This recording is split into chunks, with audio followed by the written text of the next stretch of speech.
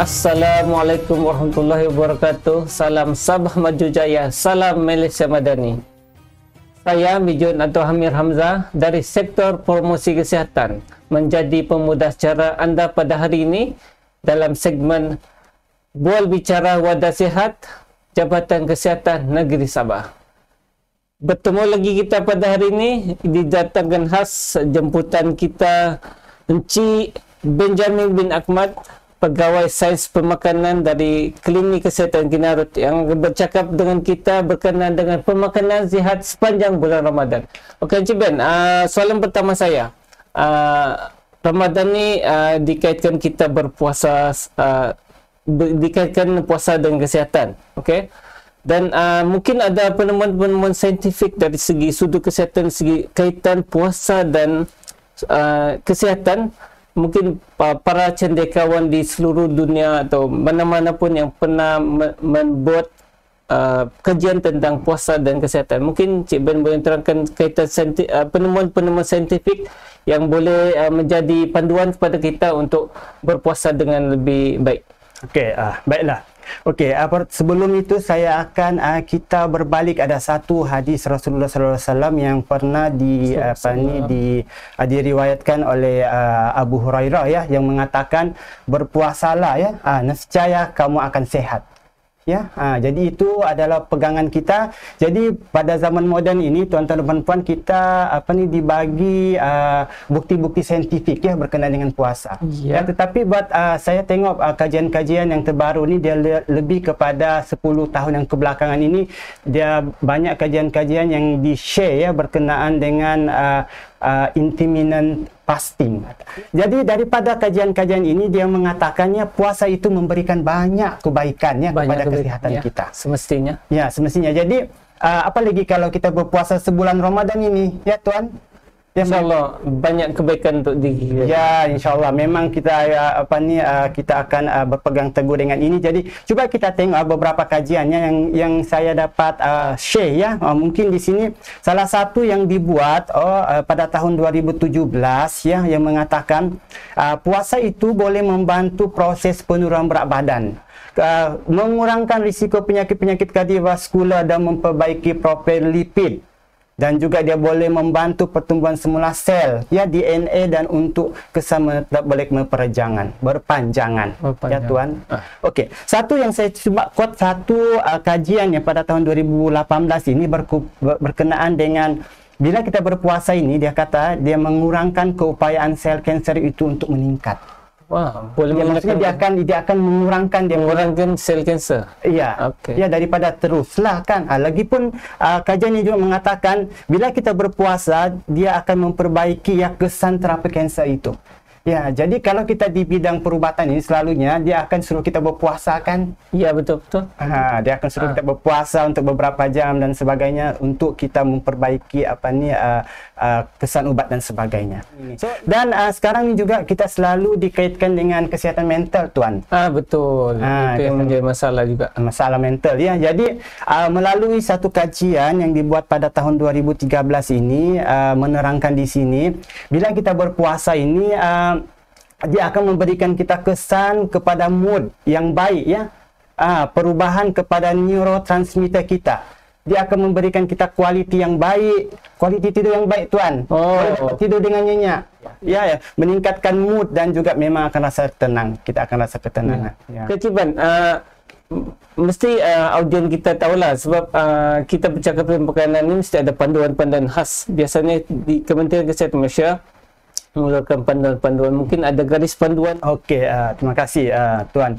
Okey, kita di Kementerian Kesihatan kita ada satu panduan yang kita katakan piramid makanan Malaysia ya. Ini baru, yang maksudnya kita sudah revise ya untuk tahun 2020 ya. Jadi piramid makanan Malaysia ini merupakan salah satu tools ya, ataupun satu alat yang kita guna untuk membantu kita dapat menyediakan makanan-makanan seharian itu mengikut komposisi pemakanan yang sehat.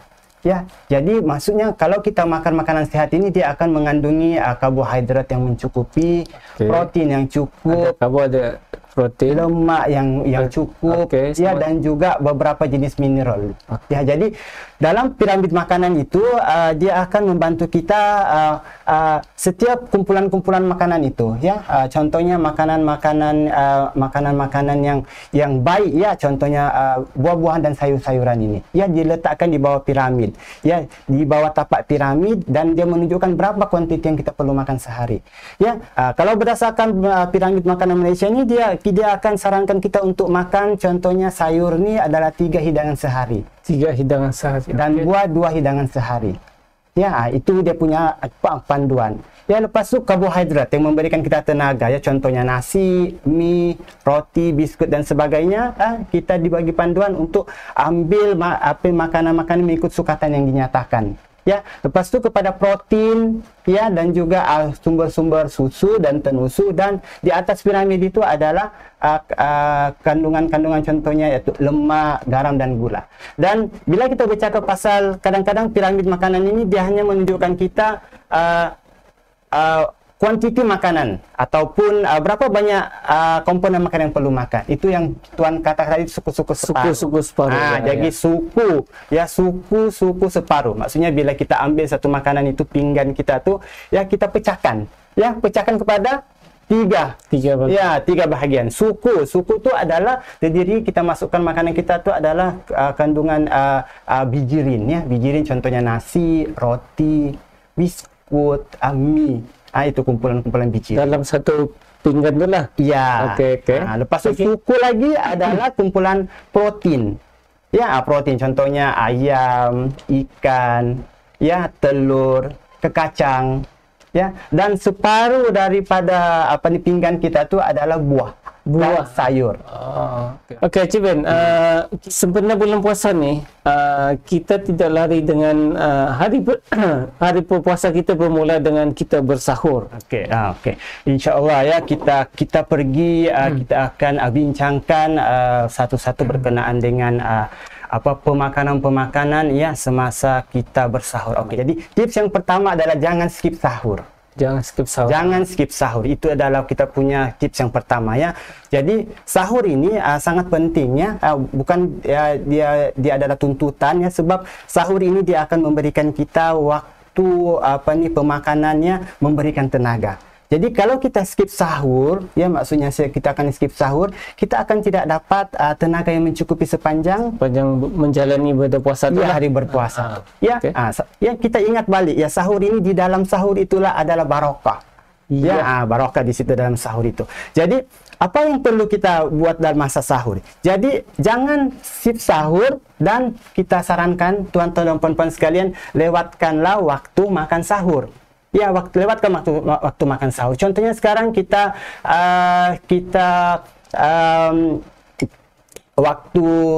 waktu antara imsak, waktu imsak, ya, imsak. Jadi maksudnya di sini kita akan makan selepas saja sebelum waktu imsak, ataupun lebih kurang dalam setengah jam sebelum waktu subuh. Jadi kita lambatkan waktu sahur. Jadi bila kita lambatkan waktu sahur ini, kita akan mendapat menyimpannya tenaga yang mencukupi sepanjang kita berpuasa dalam masa 14 ke 15 jam itu. Itu tips yang pertama. Tips yang seterusnya semasa kita makan sahur itu, sediakan makanan-makanan berasaskan karbohidrat kompleks. Contoh karbohidrat kompleks ini contohnya nasi, ya, mie, ya, yang mengenyangkan. Itu yang penting lah. Jadi karbohidrat kompleks ini kita juga boleh pilih dalam bentuk yang mempunyai bijirin penuh. Karbohidrat kompleks bijirin penuh. Komponen ini dia akan lebih mengenyangkan, ya, dan dia akan mengurangkan kita akan rasa lapar. Ya, sebab dia makanan ini tinggi, dia punya kandungan serat. Jadi dia akan boleh menahan kita rasa lapar, lagipun dia susah mengambil masa yang lama untuk dicerna. Betul. Jadi dia akan ambil masa dalam 8 jam untuk proses pencernaan itu. Jadi betul. Sangat sesuai untuk kita berpuasa dalam 14 jam itu. Jadi ambil makanan-makanan. Jadi macam mana kita dapat sediakan makanan yang tinggi karbohidrat kompleks ini. Jadi contoh dia ya tuan moderator kita, contohnya kita ambil nasi. Ya, nasi kita pilihlah beras perang ataupun campurkan beras putih dengan beras perang. Jadi makanan kita tuh dia ada fiber yang tinggi, serat yang tinggi. Ya, itu contoh-contoh dia. Ya, contoh dia. Ya, ataupun kita mengambil makanan-makanan roti yang roti wholemeal ya, mempunyai serat-serat yang tinggi. Ya, ataupun contoh dia jagung. Ya, jagung dia punya serat yang tinggi. Kalau tomat pandai minum oat, makan oat pun boleh juga, tambahkan dalam makanan juga. Kalau roti canai? Oke, roti canai itu ada juga yang kita roti canai yang diperbuat daripada tepung tepung tinggi fiber. Sup boleh juga. Cuma kuantiti waktu makan itu maksudnya kena ikut suku-suku separuh tadi lah tuan. Semestinya baru dia seimbang. Itu. Oke. Lepas itu apa lagi tips yang seterusnya adalah kita perlulah memilih dan juga menyediakan makanan yang rendah garam. Ya tuan, jadi sepanjang kita berpuasa ini kita akan rasa haus. Kita akan rasa memang itu adalah semula jadi kita berpuasa ya, sebab puasa ini menahan kita daripada makan dan minum ya. Supaya kita akan rasa lebih teguh lagi lah. Jadi untuk tips ini maksudnya kita kalau kita memilih makanan-makanan semasa waktu sahur ini, pilihlah makanan-makanan ataupun kandungan makanan yang kurang masin ataupun kurang kandungan garam ya, sebab kalau makanan-makanan yang tinggi garam ini dia akan mempercepatkan kita mudah haus. Ya betul. Cepatkan kita mudah dahaga.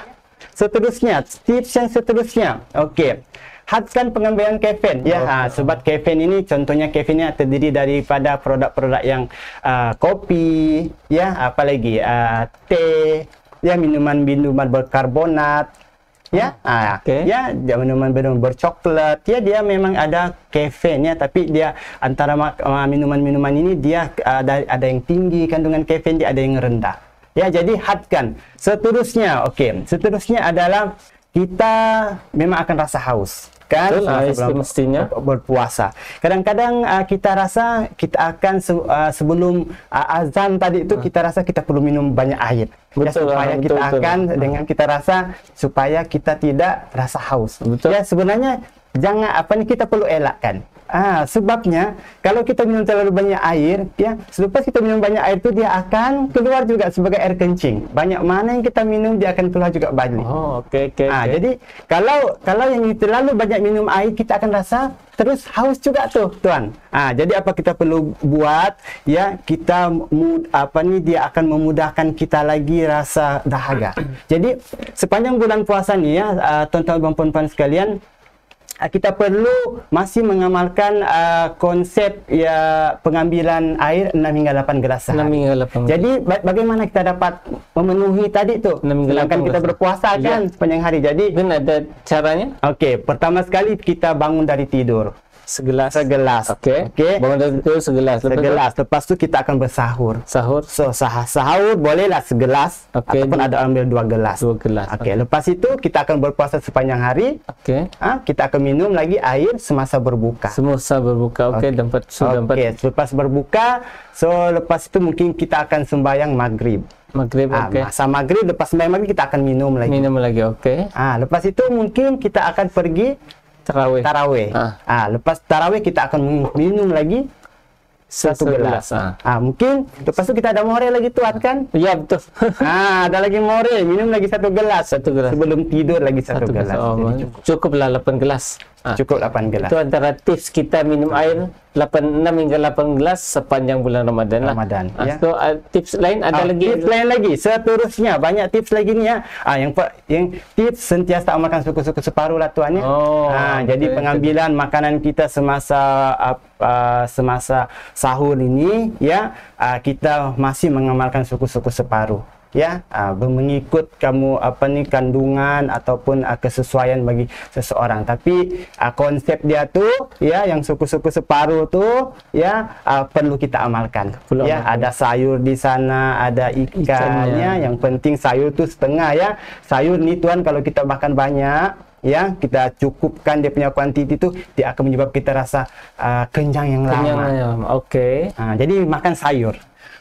Sekarang kita sudah sampai ke masa untuk berbuka puasa. Buka. Jadi buka puasa masa kita dulu kecil-kecil ya Tuan, kita diajar tuh adab-adab berbuka puasa kan. Betul. Ya, ada berbuka puasa tuh contohnya di sana kita kena duduk ya, duduk di tempat meja memakan kan, walaupun juada tuh masih di sana, kita rasa macam mau makan sudah nih, tapi belum lagi azan, tunggu dulu dia bilang kan, jadi kena duduk di sana. Jadi kalau ikut nih kita baca doa kan, baca doa sebelum ataupun berzikir sebelum waktu kita azan tadi ya. Jadi tips yang pertama sekali di sini kita ikut sunnah. Ikut sunnah. So, tips yang pertama adalah mulakan dengan sebiji kurma. Sebiji. Ya, sebiji kurma. Ya, selalunya kita akan ambillah sebiji kurma. Ya, kalau dari segi kesehatan pemakanan ini lebih kurang satu hidangan kurma itu adalah 3 biji. Ya, 3 biji itu dia mengandungi lebih kurang 90 kalori. Kenapa sebenarnya? Apa hikmah di sebalik kita ambil kurma nih sebenarnya? Mungkin boleh kongsi dengan kita. Ya, oke. Kurma nih kalau kita tengok dia ni adalah sejenis buah ya, yang dia akan menyediakan kita tenaga cepat. Ya, sebab dia mengandungi gula fruktosa ataupun gula yang mempercepatkan penyediaan tenaga. Ya, jadi dia mengandungi tiga biji tadi itu dia membekalkan 90 kalori. 90 kalori ya untuk 3 biji. Jadi bila kita makan ini Tuan, dia akan mempercepatkan seharian kita berpuasa. Dia akan memberikan kita rasa bertenaga semula. Ya, sebab kita makan tu gula yang dia sediakan tu gula fruktosa tadi itu ya, dia akan memberikan tenaga dengan cepat. Ya, jadi kalau kita tengok dia juga mengandungi serat yang tinggi. Ya, serat yang tinggi. Sejenis buah, betul? Ya, serat yang tinggi dan kita akan rasa kenyang. Ya, tips yang pertama. Oke, tips yang kedua, minum air. Manis, sejuk, panas. Air kosong. Air kosong. Itu penting, air kosong. Air kosong. Ya, bukan air gas, bukan air betul. Ya, kalau kita tengok sunnah pun kalau tiada tamar ya, Rasulullah kata dia akan minum walaupun segelas air untuk berbuka. Ya, jadi minum air kosong. Jadi saya mau kupas Tuan tadi pasal berkenaan dengan di bazar Ramadan. Ya, jadi memang bazar Ramadan ini merupakan satu tempat ya, pesta makanan. Pesta, surga makanan. Ya, betul Tuan. Kalau bulan puasa ni, disitulah kita nampak menu yang tidak pernah kita nampak setahun yang lalu ya. 11 bulan kita tidak pernah nampak itu makanannya. Ada makanan tu bermacam-macam jenis, berbagai-bagai warna. Jadi kalau kita yang berpuasa ni, kita menahan kelaparan ini, menahan lapar ini, dan akan kita pergi ke bazar Ramadan, memang kita akan rambang mata Tuan. Betul. Ya, semua kita mau ambil, semua kita mau akan beli. Ya, tapi akhirnya makanan tadi itu tidak habis dimakan. Dia akan berakhir dalam tong sampah. Jadi dia akan pembaziran berlaku di sana. Ya, jadi kalau kita tengok sini sederhana balik Tuan ya. Kalau kita ke bazar Ramadan itu ya, kita ingatkan diri kita sendiri juga ya, kepada semua audiens juga, kalau kita ke bazar Ramadan itu pastikan kita menyediakan ataupun membeli makanan-makanan itu yang sehat ya. Lepas tu pilih makanan-makanan yang bersih ya, yang penting juga lah ni ya, yang sehat dan sebagainya lah. Jadi sangat penting yang ini, makanan-makanan yang ini dia akan memberikan kita kebaikan ya akhirnya ya. Seterusnya bila sudah menjamu selera. Bila sudah kita menjamu selera, maksudnya sudah kita tadi minum air, sudah makan kan, waktu selera menjamu selera. Bila menjamu selera, banyak makanan di atas meja. Adakah kita perlu makan semua? Sebab kita lapar nih Tuan. Memang rasa mau makan Tuan. Ya, lapar kan? Sangat lapar ini kan. Jadi situlah panduan kita sebenarnya sentiasa kawal saiz hidangan kita. Ya, masa inilah ya. Kadang-kadang orang kita mau turunkan berat badan ya. Konsep berpuasa ni kita menahan diri ya, tapi kita berjumpa dengan makanan, kita kena kawal lah saiz makanan itu. Ya, memang kita akan makan, kita akan lapar, tapi kita sentiasa kawal saiz hidangan kita. Ya, pengambilan saiz yang berlebihan ini Tuan, yang ataupun kita kadang lapar kan, kalau kita mengambil makanannya banyak pada masa itu, ya makanan-makanan tadi itu dia akan meningkatkan asid gastrik dalam perut kita ya. Jadi bila dia meningkatkan begitu, dia akan mempercepatkan kita punya proses untuk insulin kita tadi itu akan meningkat. Ya, jadi insulin kita meningkat, dia akan mempercepatkan kita punya lepas itu kita akan rasa letih dan sebagainya sebab kita ambil porsi yang banyak. Jadi yang penting di sini mulakan dengan hidangan makanan ataupun porsi yang kecil dan makan perlahan. Jangan ambil makanan yang banyak. Memang banyak makanan di atas meja, ambil porsi-porsi ataupun kita punya hidangan-hidangan yang kecil sahaja. Ya, untuk menghilangkan kita rasa lapar tadi ya. Ya, itu kita punya itu cadangan kita ya. Seterusnya kita kawal makanan tadi itu ya. Makan perlahan tuannya. Makan perlahan aja, jangan gelojo. Masa berpuasa nih jangan gelojo. Ya, jadi kita makan perlahan-lahan ya supaya kenapa bila kita makan perlahan-lahan nih dia akan menyediakan sebab seharian sistem badan kita tuan, bila kita berpuasa nih sistem seharian badan kita telah kita turunkan dia punya fungsi tadi itu. Ya, metabolisme kita akan turun. Jadi biarlah selepas kita berpuasa tuh kita bagilah masa kepada sistem penghadapan kita tuh untuk untuk bergerak ataupun membuat penyerapan makanan yang baik. Ya, dia akan supaya dia bekerja dengan baik ya, penyerapan makanan yang baik. Jadi makan perlahan-lahan. Bila kita makan perlahan-lahan ini dia akan memberikan kita sistem penghadapan yang baik itu. Ya, satu lagi pernah tuan dengar ya, makan kunyah sehingga 20 kali. 20 kali? Kadang-kadang orang tidak sampai 20 kali, 2 kali sudah telan. Jadi sarannya di sini kita sarankan untuk makan kunyah perlahan makanan itu. Ya, bila kita kunyahkan makanan itu, kita akan makan dan kita akan merasa makanan-makanan itu, dan kita akan memudahkan bila di dalam mulut kita dia sudah tercerna ya, dicerna makanan-makanan karbohidrat kita cerna, jadi yang mudah untuk disalurkan lagi ke sistem perut dan seterusnya ke usus kecil kita untuk pencernaan seterusnya. Ya, dan seterusnya kita akan pergi lagi tips memilih makan ya tuan. Pilih makan. Kalau kita pilih makan ini pilihlah kawallah makanan minuman manis yang tadi itulah ya. Minuman manis, makanan manis tadi itu perlu kita kawal ya, sebab pengambilan yang berlebihan ini dia akan menyebabkan kita ngerasa letih ya, lesu ya, sebab dia dalam keadaan kita berpuasa tuh tenaga yang kita ada hanya untuk beban jantung dan sebagainya ya. Tapi bila kita ambil makanan-makanan yang bergula tinggi ni kan, kita akan rasa letih ya, sebab dia akan menyebabkan kita tenaga yang ada yang sedikit itu diperlukan pula untuk menghadamnya makanan-makanan yang banyak tadi itu dengan kuantiti yang banyak tadi itu untuk menghadam makanan tadi itu. Jadi kita akan rasa lesu. Ya, jadi dia juga kadang-kadang orang bila waktu berpuasa ni diharapkan dia boleh mengurangkan berat badan ya. Jadi perlu kita ambil di sini ya, kalau kita ambil makanan-makanan semasa berbuka ni banyak makanan-makanan yang banyak tinggi kandungan gula ya. Kandungan gula tuan tahu sudah kan? Risiko kencing manis tetap ada tinggi. Ya, susah mengawal berat badan. Betul ya, menjadi obes. Betul ya, ada yang susah berat badan, susah mau kawal. Ya, tiada penurunan berat badan. Jadi pilihlah ya, semasa pergi bazar Ramadan itu pilih makanan-makanan yang kurang manis dan sebagai minuman manis ya. Kalau tuan kata tak boleh minum kah? Boleh lah kan tuan, tapi bersederhana sedikit. Ya, Tips yang seterusnya, pilih dan sediakanlah makanan yang kurang lemak dan minyak tuan ya. So ini memang makanan-makanan ini adalah menyebabkan obesiti dan sebagainya ya. Jadi pilih dan kurangkan makanan berminyak ini.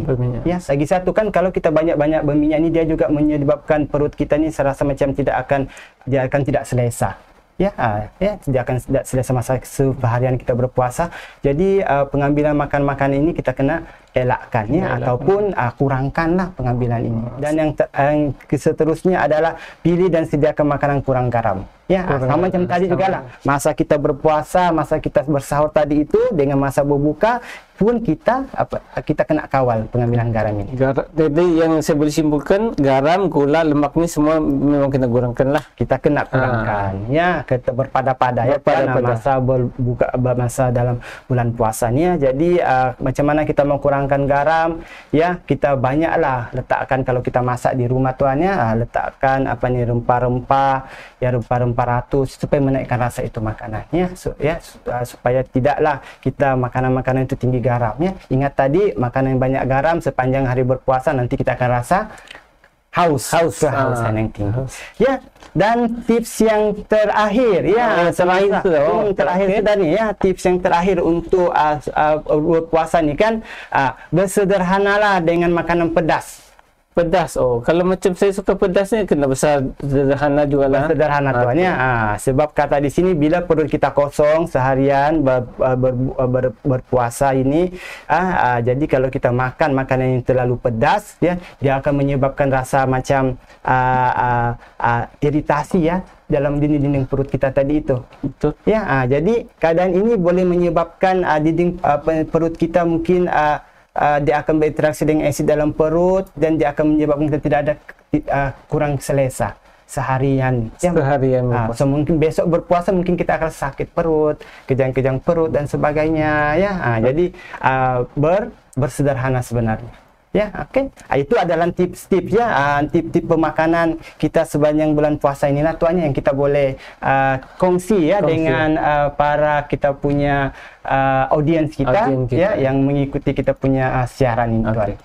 Kan Cik Ben, nampaknya itu adalah antara tips. Kita telah bercakap tentang tips bersahur tadi, dan yang terakhir tadi kita bercakap tentang tips berbuka puasa lah. Okay, so nampaknya tuan-tuan dan puan-puan, kita telah sampai di penghujung rancangan. Banyak info yang telah kita kongsikan, dikongsikan oleh penceramah jemputan kita Encik Ben, berkaitan dengan sahur secara sihat dan berbuka puasa atau bersungkai secara sihat. Okay, so antara tips-tipsnya tadi, kurangkan makanan dan minuman yang manis dan sebagainya lah. Kena makan banyak buah berbanding dengan benda-benda yang lain tu lah. So ada juga tips pengambilan air yang cukup 6 hingga 8 gelas tadi sepanjang kita berpuasa ni lah. So terima kasih Encik Ben atas perkongsian kepada kita semua. Semoga ia memberi manfaat dari segi kesihatan kita. Saya sendiri dan tuan-tuan dan puan-puan lah. So terima kasih dan mohon maaf kalau ada sebarang kekurangan sepanjang kita bersiaran ini. Mohon maaf kepada Encik Ben dan kepada tuan-tuan dan puan-puan kalau rasanya ada kekurangan dari pihak kami mohon maaf. Dan boleh like dan follow kami punya media sosial di sektor promosi kesihatan. Pelbagai media sosial kami ada dari segi Facebook, Insta, TikTok dan sebagainya. Boleh follow untuk mendapatkan info-info kesihatan yang terkini dari Jabatan Kesihatan Negeri Sabah. Okay, sehingga jumpa lagi tuan-tuan dan puan-puan. Selamat menjalani ibadah puasa. Assalamualaikum warahmatullahi wabarakatuh. Bye.